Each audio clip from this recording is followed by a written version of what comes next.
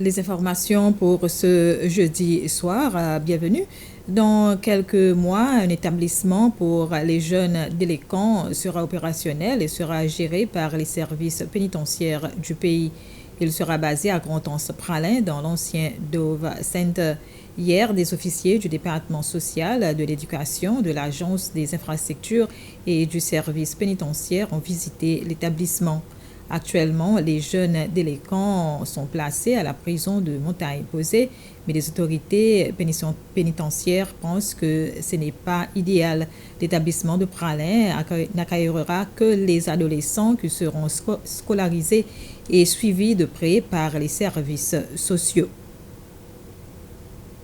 L'Association des détaillants des Seychelles exhorte les autorités à examiner les conditions des licences des grossistes. Ils veulent que les grossistes arrêtent de vendre leurs produits à quiconque qui n'a pas de licence. L'Association des détaillants des Seychelles affirme que cela permettra aux détaillants de vendre leurs produits. Ces points ont été soulevés lors d'une réunion qui s'est tenue ce matin au Centre international des conférences à Victoria. Certains grossistes présents à la réunion ont déclaré que cela ne les dérangeait pas d'avoir une discussion sur le sujet, mais il fallait de compromis provenant des deux côtés. Les membres du Conseil interreligieux des Seychelles, CIFCO, ont ce matin visité la cathédrale de l'Immaculée Conception située à Victoria.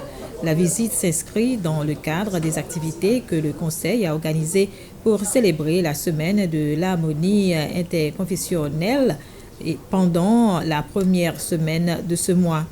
L'objectif principal de la visite était de renforcer la compréhension et la coopération entre les différentes religions aux Seychelles. La visite a été effectuée dans la cathédrale ainsi que dans les archives et ses résidences.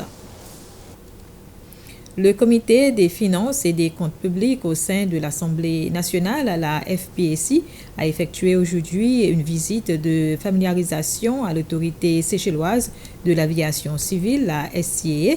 La rencontre d'une demi-journée a été l'occasion pour le comité de mieux apprécier le travail effectué par l'autorité ainsi que les défis auxquels elle est confrontée. Cela a été suivi d'une visite de l'aéroport international récemment rénové. La FPSI a également tenu une réunion avec l'autorité portuaire des Seychelles pour aborder différents points et procédures en place dans le cadre du projet d'extension et de la réhabilitation du port de Victoria. La délégation a été dirigée par le chef de l'opposition, Sébastien Pillet, ainsi que le président, qui est aussi le président de la FPSI.